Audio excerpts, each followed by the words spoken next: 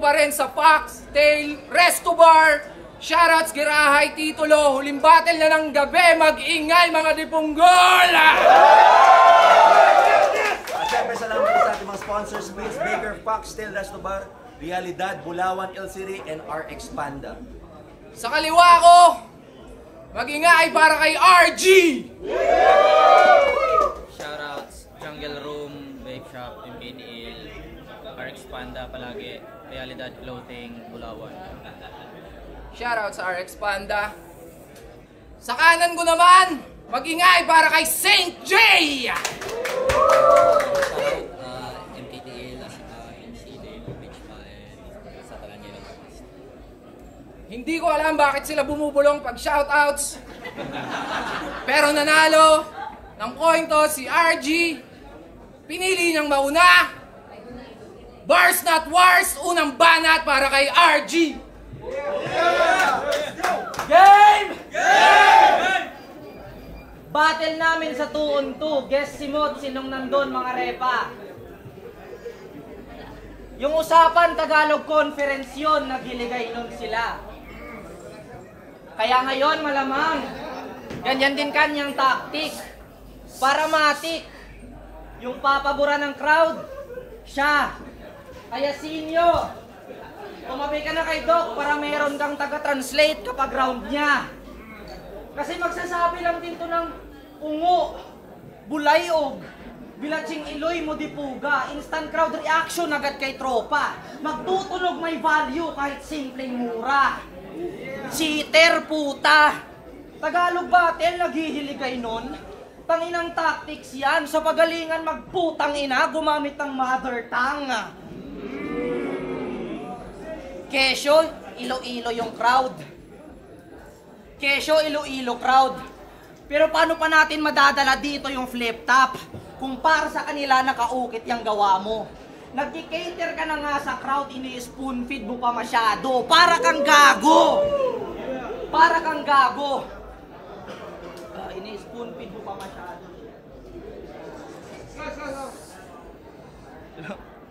Takita na wala.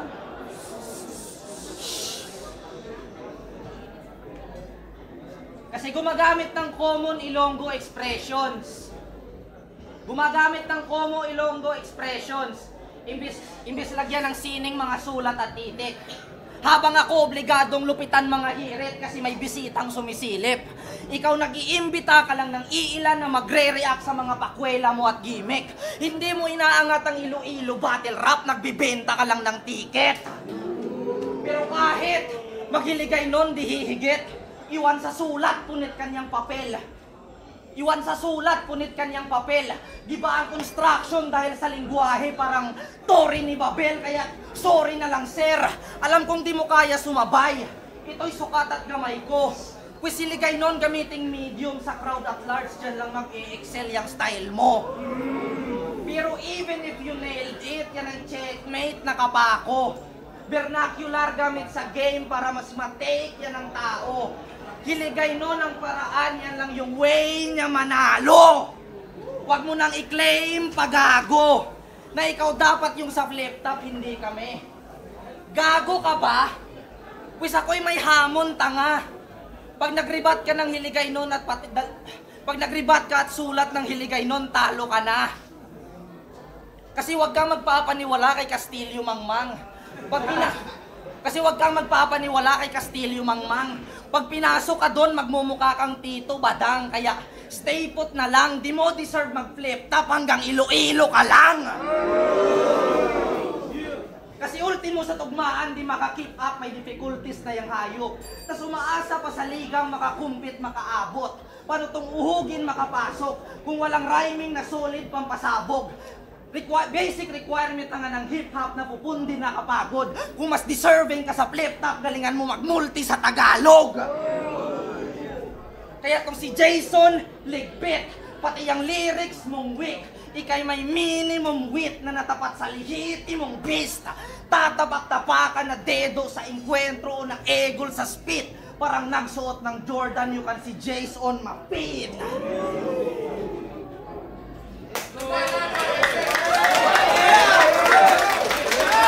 Sabi niya, pag nagribat ako sa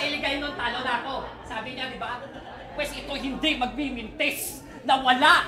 Kasi kakaspunped yung kutsara, hindi na naalis. Ito iligay nun, 2 lights lang. Kanina ko lang naisip. Uy, si RJ! Pang main event na! Grabe ka, tol! Nugay, ikaw nag-main event ka lang kaya ikaw yung pakuha ni Doc sang permit sa City Hall. Ayaw ko, ayaw! Ayaw ko na sana pang bumatel. Kaso si Saint B masyadong mapilit. Kontento na ako sa nunood lang eh. Wala na sa akin yung init. Tapos RJ pa yung kalaban, tang-ina, sakit sa isip. Kaso lang, bigla akong ginanaan nung sinabi ni Doc 50K daw yung TF. Frank Bagel! Wala niligay ng puro to. Sasabayan kita. Masasabi naman magaling, kung nagmumulti bawat rhyme, anong silbi ng mga multi mo kung kulang naman sa punchline? Kaya wag kang umasang tutodo ako. Gagawin ko lang itong pastime. Nung sinabi kalaban tagamina, sagot ko agad mine. Okay na!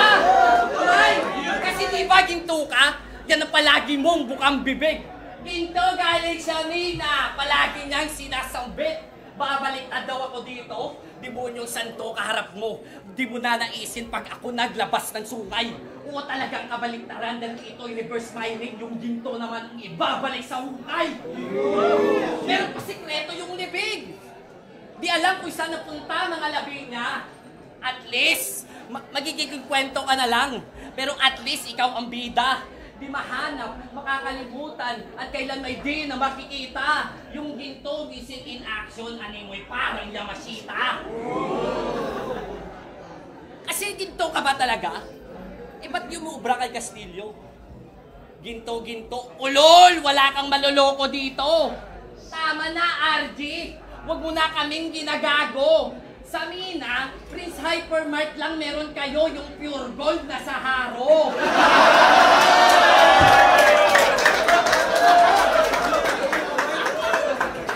So paano yan? Kada okasyon, cake mo, Goldilocks. Kung sa wrestling, ikaw si Goldust. Kung usapang Pokemon, siya si Golduck. Kaya pala lumalabas sa bibig, puro wak. Pero sa NBA, malakas naman daw. Yung team niya, Golden State. Ang inainangkin mo na lahat. E di lahat ng gold sa'yo na. Sarap mong sangla sa Palawan, tang-ina ka. Kaya, sige, ikaw na. Magbanat ka na ng mga nagbabagang multisilabic mo na mga bara. Pero hinay-hinay lang ha, baka ma-offbeat ka gaya ni Obre. Wala mo ba, RG? Nag-topic ng gold. Pues ilalabas ko yung element sa inyo. Gold. Kaya yung talo nasa AU din. Look. Elements AU. Diyan lang, wak. Wala nang hate ngayong second stage. Kasi kahit sino dito, idol siya. No shit, siya'y tinuturing one of the greats kasi nga sa Iloilo, champion ka. Champion lang! Pero pag tiningnan, abilidad, lahat dyan magtataka. Parang hiligay nun battle rap, titulo lang nagdadala. Pero paano nga ba siya nag-champion? Kasi yung praise hindi tugma, sobrang OA meg. Yung finals nila, bukod sa si Dre lang yung kalaban, 2 years prep. Yung finals nila, 2 years prep. Kung tutuusin, 2 tour na yon. Puta men, ikaw lang yung kilala kong back-to-back champion sa isang tournament. Pero kahit gaano kahaba preparasyon, aba, di man lang ng gulat, mga sapak, di nakakasugat. Umabot na ng taon, pero pang week dala yung sulat.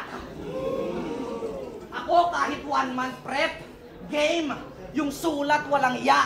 Pinapakita insane kahit buwang paghahanda. Ikaw puta malamya, huwag ka na magpabibo pa. Di mo ko pwedeng yabangan kung pagiging kampiyon lang yung meron ka. Kasi hindi kampyonato yung basihan dito, kundi yung naiwan na bakas. Iba pa rin yung legacy ni Sinyo sa isa buhay run lang ni Aklas. Ako kahit walang corona, pero pangarap ng iba yung natutungtungan ko. Nasa baba lang ng entablado kong kinatapakan yung inuupuan mo, ano? Tunog mayabang. Pero kung tutuusin, ikaw pa nga yung mas may karapatang mangmaliit ng todo. Pero nakakatawang ako pa yung mas nagbubuhat bangko kahit ikaw yung may trono, napakabobo. Finals ni Deadline at St. B, sobra netong desperado. Kanyang pande-distract in accordance. Wala daw ang baga ng sulat pero tulungan sila sa performance. Ano yun, boss? Deadline versus 2x2? Napakakupal nun, grabe. Pinagtulungan nila yung deadline parang group study. Nandidistract, walang class, ganyan identity niya par. Pag ako nang distract, not like us, parang Kendrick Lamar. Kaya kitel sa bar. Kahit samahan pa ni St. J, dalawang kampyon. Kahit samahan pa ni St. B, dalawang kampyon, itutumba ako'y Kingslayer.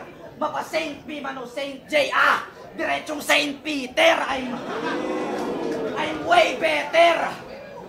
Dalawang ulo pupugutin at ilalapag ko lang din sa... Dalawang ulo pupugutin at ilalapag ko lang din saktong may patong to sa ulo at uso yung money hunting sabay aking kukunin ulo ni St. J. Putukan ng barel na may full clip loads, di lang puro solid blows. Makikita nyo yung gunshot, courting O's, at makikita nyo yung butas-butas maskara ni Jason, bullet holes. Butas, maskara, Jason, yung eksena pang horror film. Yung tandem nila sa 2x2 aking sinolo kill. At yung todong thrill, aking sinagad at inangat ko hanggang at most. At wala nang silbi yung saint, ako'y nakagad mo.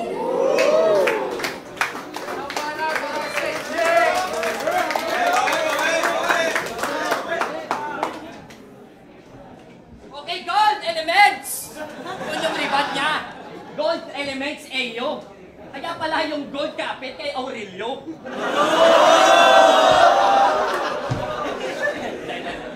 Round again? Ito na daw yung future ng battle rap sa Iloilo. Palak-palak.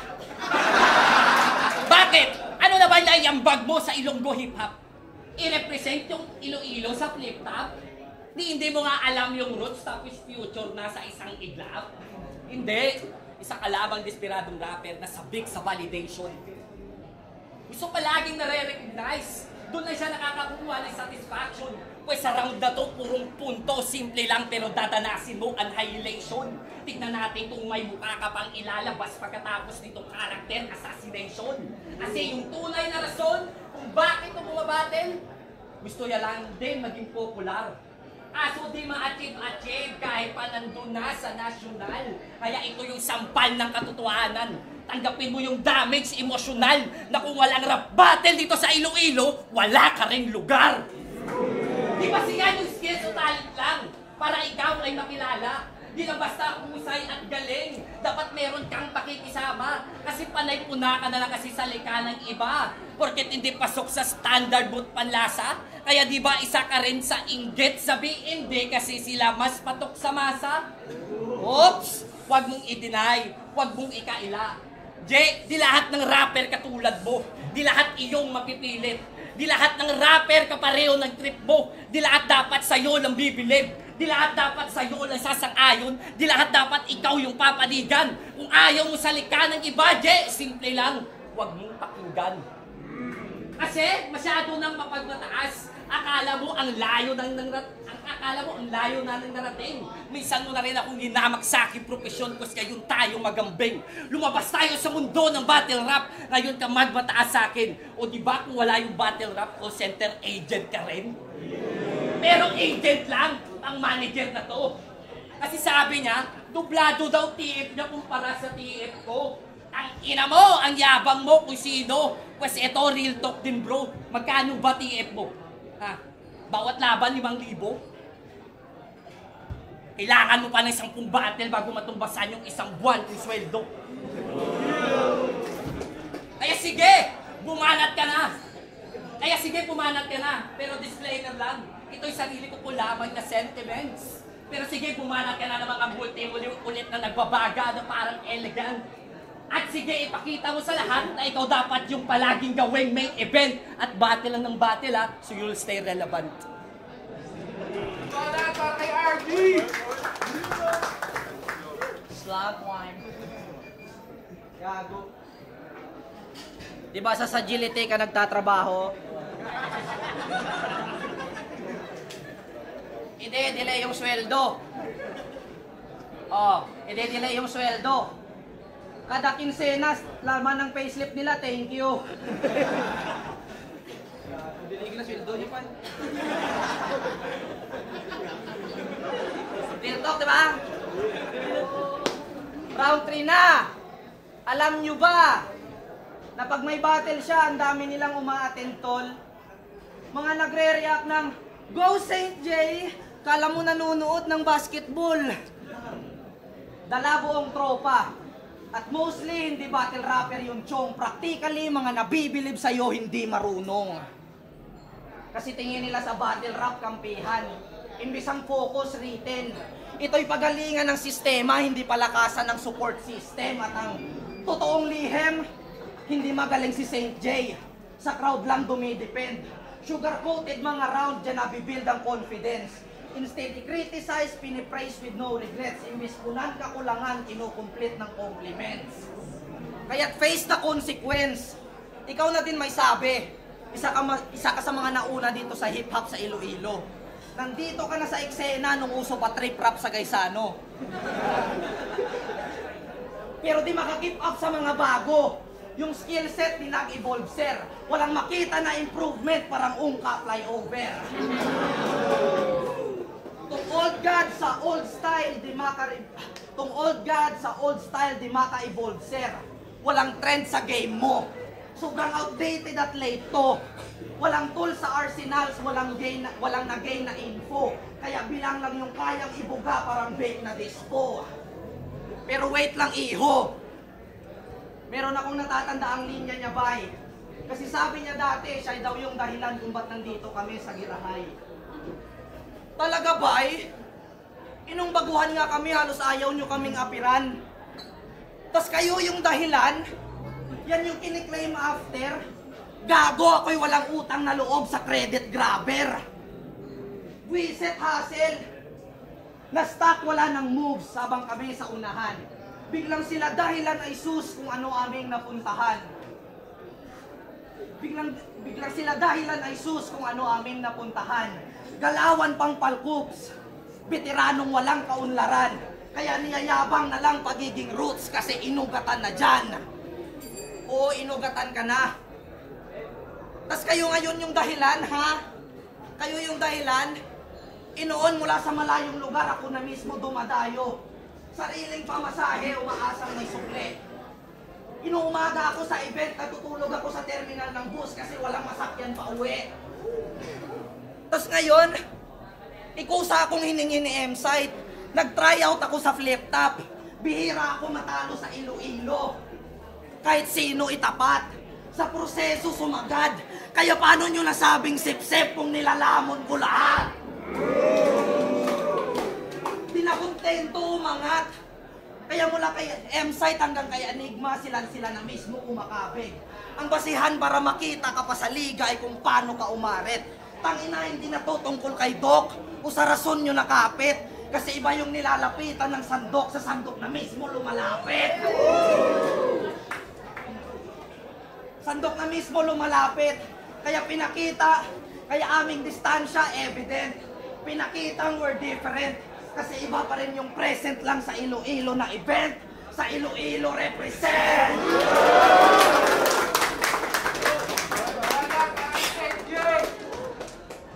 Lipat na naman sa Tagalog! Hindi na magiligay doon. Lipat na naman sa Tagalog. Ito yung damnamin. Para palang ungkap flyover na walang improvement, ba't dinaanan mo pa rin? Tapos iba daw yung sandok.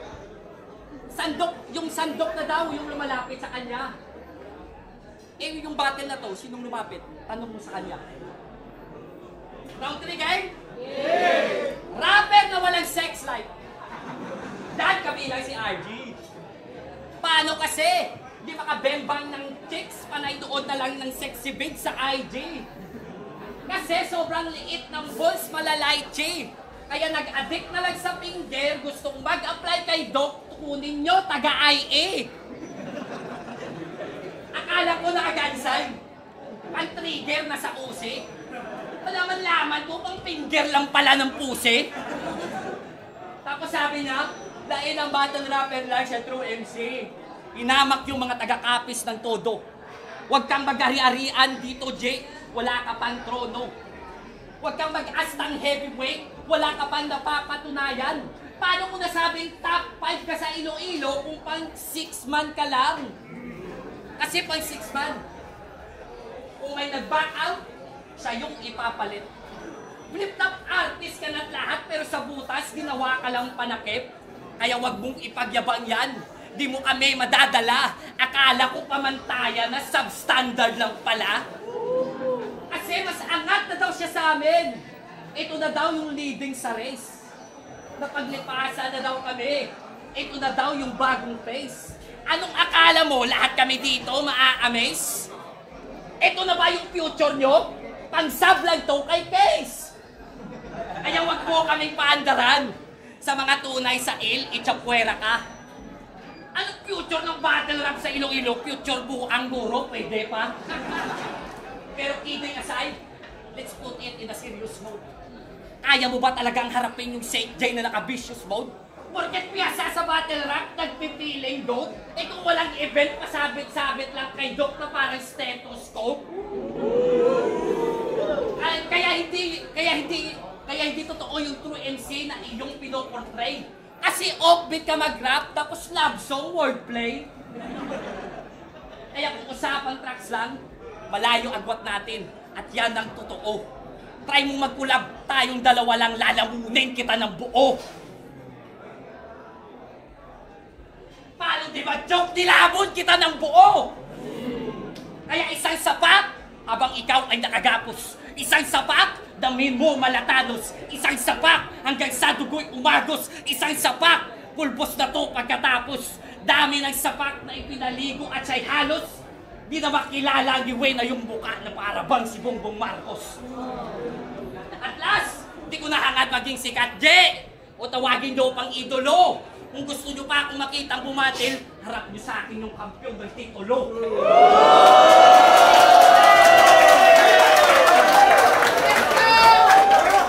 Bars not wars, nandito pa rin sa Foxtail Bar. Magingay kung nagustuhan nyo yung laban na yun. Okay. At dahil may naintindihan kami, may judging daw ang battle na to. Ang boto ng Morado, 3-0 para kay RG. Okay. Judges.